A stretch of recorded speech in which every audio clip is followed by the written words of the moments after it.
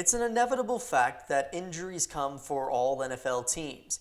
And for the Chargers, injuries are a familiar and unwelcome visitor. It seems like every year the Bolts lose a star player to a season-ending injury, and Monday night against the Raiders, we feared the worst when Khalil Mack went down. Fortunately, the future Hall of Famer will play again in 2025. But until then, the Chargers have a lot of work to do.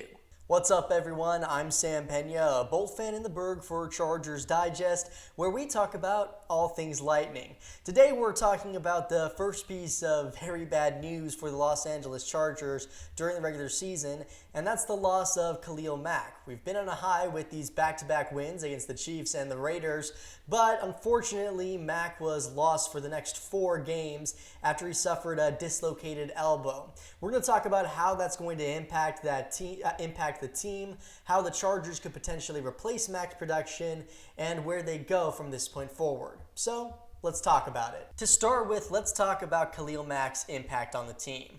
Simply put, this is a player you can't replace. 2 years ago, he had 17 sacks. He's been a team captain since the moment he got to the Bolts. He's a veteran. He's a defensive player of the year. He's one of the all-time greats and is a surefire first ballot Hall of Famer. Losing Khalil Mack, even though he is 34 years old at this point in his career, is a major blow for the Chargers. Fortunately, the best case scenario for this injury came true, which is that Mack is only going to be out for a few weeks. He's eligible to come back in 4 weeks after the Chargers placed him on IR today.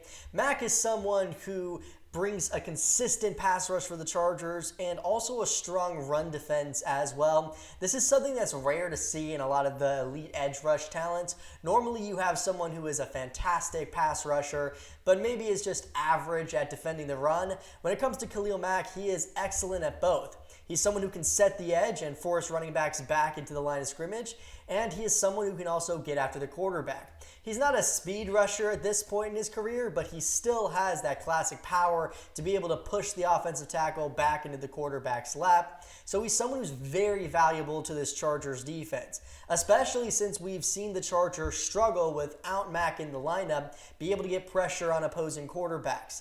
Last year, we had Joey Bosa on the other side, but Bosa was hurt most of the year, and Mack was also dealing with injuries as well. He only missed 1 game last season, but he was dealing with 2 bad quads, which really was impacting his ability to get after the quarterback, which is why he had a career low when it comes to sacks.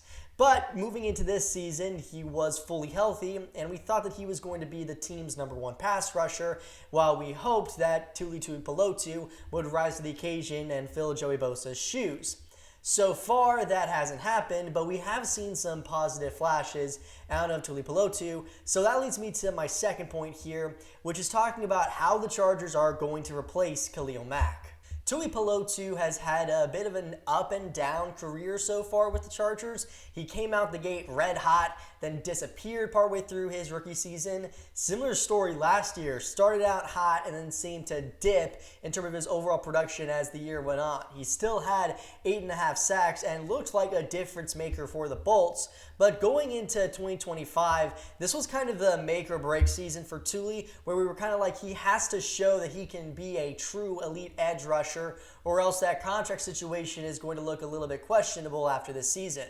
Now, so far, Tuipulotu has not been bad to start this year whatsoever. In fact, he was pretty good last week against the Raiders. So let's talk about what those pressure numbers looked like against Las Vegas. Tuipulotu actually led the team with 6 pressures and had 1 hit on the quarterback. That's fantastic out of him. Jamari Caldwell was right behind him with 4, Tierre Tart with 3, Deion Henley with 2, and then you get to Khalil Mack, who had his 2 pressures and 1 sack before he left the game, and he left very early in the game, so that tells you how good Mack is still at this point.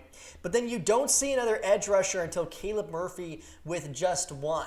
And that's the guy who's going to be having to step up alongside Tuipulotu.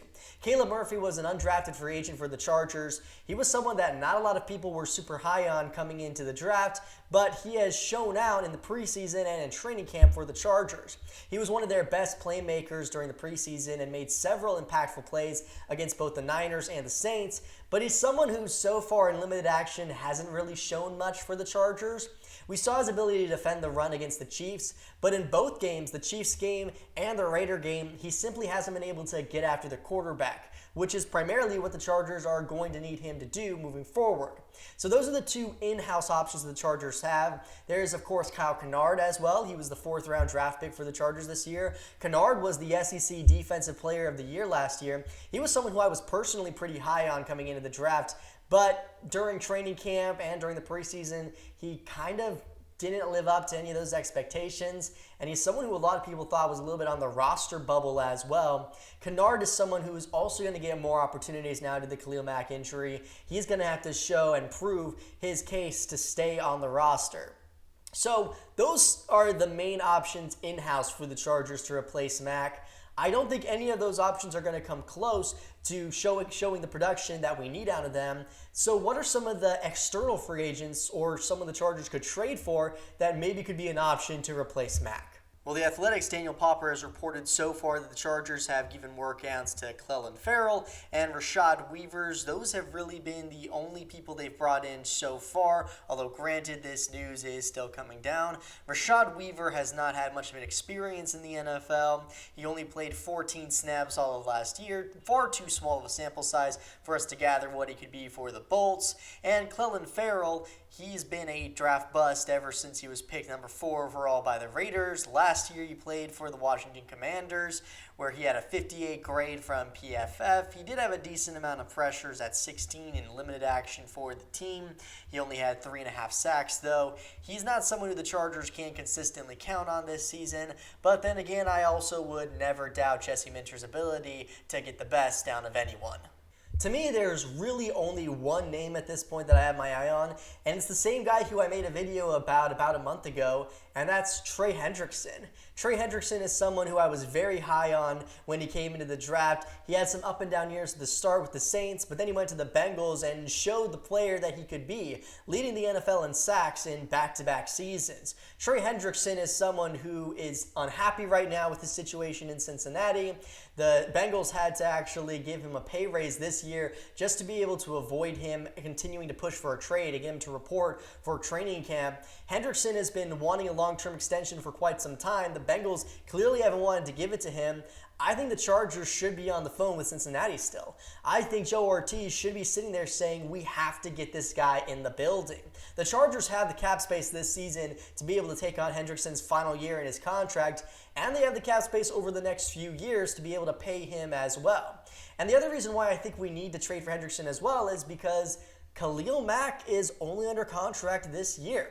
Remember, he's 34 years old. There was talk he might retire this past season. Once again, there's going to be a conversation after the end of this season if he's going to retire or not. The Chargers need to bring in a proven edge rusher to be able to succeed Khalil Mack. And at this point, with the way the team is looking, it's very unlikely they're going to be picking high in the draft, which means they're not going to have an opportunity to pick one of those top-tier edge rusher prospects. So the Chargers have to bring in somebody who is proven, probably through free agency or through a trade.